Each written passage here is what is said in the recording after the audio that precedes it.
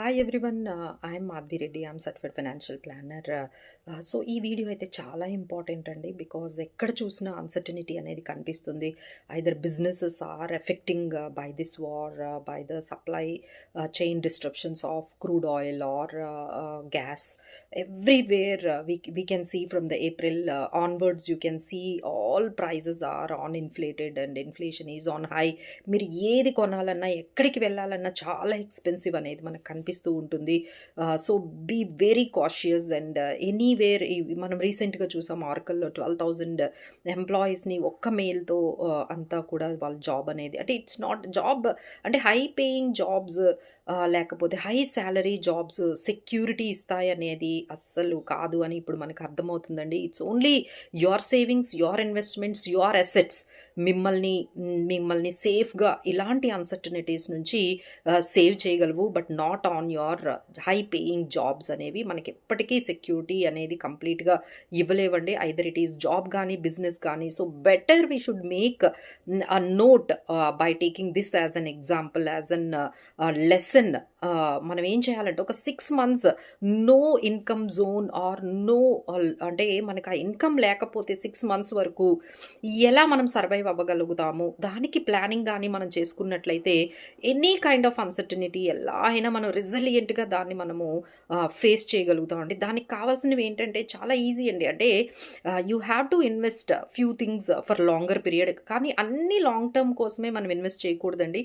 ఎందుకంటే లిక్విడిటీ కూడా ఉండాలి. మనం అంతా రియల్ ఎస్టేట్లో పెట్టాలి, స్టాక్స్లో పెట్టి అంతా కూడా మనం లాంగ్ టర్మ్ ఇన్వెస్ట్మెంట్సే చేస్తే ఇలాంటి టైంలో మీరు రియల్ ఎస్టేట్లో అమ్మాలన్నా మీ దగ్గర నుంచి ఎవరు కొనుక్కునే వాళ్ళు ఉండరు. స్టాక్స్ కూడా చాలా వరకు హిట్ అయ్యాయి కాబట్టి మీరు లాస్లో కూడా తీయడానికి ఇష్టపడరు. సో ఇలాంటి టైంలో మనకి ఎలాంటివి కావాలంటే 20% స్టెబిలిటీ ఉన్న డెట్ ఇన్స్ట్రుమెంట్స్లో, మ్యూచువల్ ఫండ్ డెట్ ఇన్స్ట్రుమెంట్స్, అంటే మేము దీని మీద ఒక నెక్స్ట్ వీడియో కూడా చేస్తున్నాను. సో అది చూడండి. ఎలాంటి డెట్ ఇన్స్ట్రుమెంట్స్లో మనము అట్లీస్ట్ 20% ఆఫ్ యువర్ ఇన్కమ్ మన ఇన్వెస్ట్మెంట్స్ కానీ మనకి డెట్లో ఉండాలి. అలా అలా మనం పెట్టుకుంటే ఏమవుతుందంటే ఇలాంటి అన్సర్టనిటీస్ ఎన్ని వచ్చినా, ఐదర్ మీరు బిజినెస్లో ఉన్నా జాబ్లో ఉన్నా ఎలాంటి అన్సర్టనిటీస్ వచ్చినా మనము చాలా ధైర్యంగా మనము హ్యాండిల్ చేయగలుగుతాం మన పర్సనల్ ఫైనాన్సెస్ని. ఇది కంపెనీ కన్నా టెస్ట్ ఏంటంటే మన ఫైనాన్షియల్ స్టెబిలిటీకి టెస్ట్ లాగా కనిపిస్తుందండి. The situation whatever we are seeing. వాళ్ళైతే సింప్లీ ఒక్క మాటతో, ఒక్క మెయిల్తో, ఒక్క ఫోన్ కాల్తో మేబీ మన బిజినెస్ కానీ లేకపోతే మన జాబ్స్ కానీ ఆగిపోవచ్చు, మన ఇన్కమ్ ఆగిపోవచ్చు. బట్ మన లైఫ్ అయితే కంటిన్యూ అవుతుంది. సో ఈఎంఐస్ కూడా అండి, మీరు more than 40% of your income, అంటే మీకు 1 lakh వస్తుంది అంటే 40,000కి మించి మీరు ఈఎంఐ అనేది పెట్టుకోకూడదు. సో అలానే కొన్ని రూల్స్ అనేవి, అంటే ఎమర్జెన్సీ ఫండ్ మనకి ఎవ్రీ మంత్ ఒక 50,000 ఎక్స్పెన్సెస్ అవుతున్నాయి అంటే 50,000 ఇంటూ 6 ఒక 3 lakhs వరకు ఒక డెట్ ఇన్స్ట్రుమెంట్స్లో పెట్టుకోవాలి. గ్రోత్ కోసం ఈక్విటీలో పెట్టుకోవాలి. అలానే స్టెబిలిటీ కోసం డెట్లో పెట్టుకోవాలి. హెడ్జింగ్ కోసం గోల్డ్లో కూడా ఇన్వెస్ట్ చేసుకోవాలి. సో ఎంత పర్సంటేజ్ అనేది ఒక్కొక్క పర్సన్ వాళ్ళ ఫైనాన్షియల్ సిచ్యువేషన్ బట్టి, వాళ్ళు తీసుకునే రిస్క్ టేకింగ్ ఎబిలిటీ బట్టి మనం డిసైడ్ చేయొచ్చు.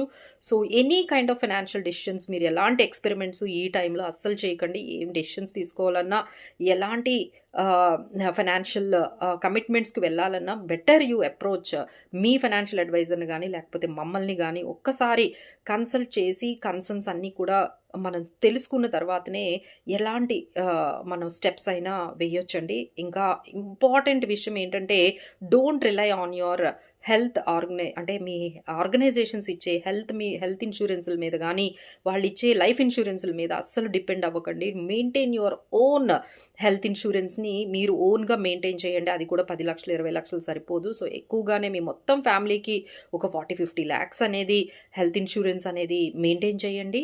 ఆర్గనైజేషన్ వచ్చింది ఏంటంటే మనకు బ్యాకప్లా ఉంటుంది కానీ, బట్ ఏ రోజు మీరు జాబ్లో నుంచి బయటకు వచ్చేస్తారో ఇమ్మీడియట్లీ మీకు అక్కడ నుంచి వచ్చే లైఫ్ కవర్ కానీ హెల్త్ కవర్ కానీ అన్నీ కూడా సీజ్ అయిపోతాయి. ఎలాంటి బెనిఫిట్స్ కూడా మీ కార్పొరేట్ నుంచి, కంపెనీ నుంచి వచ్చినవి ఒక్క రోజులోనే ఆగిపోవచ్చు. So let's start our own finances so strong because the testing times are there. ఇంకా ఇది జస్ట్ స్టార్టింగే అంటున్నారు, ఇంకా చాలా లే ఆఫ్స్ జరగబోతున్నాయి. It's not only about IT అండి. ఇలాంటి సిచ్యువేషన్లో జాబ్స్ చాలా ఎఫెక్ట్ అవుతూ ఉన్నాయి, బిజినెసెస్ అన్నీ కూడా ఎఫెక్ట్ అవుతూ ఉన్నాయి. సో ఇలాంటి సిచ్యువేషన్స్లో ఇన్ఫ్లేషన్ కూడా పెరుగుతుంది. So better have let's strong financial habits. Thank you.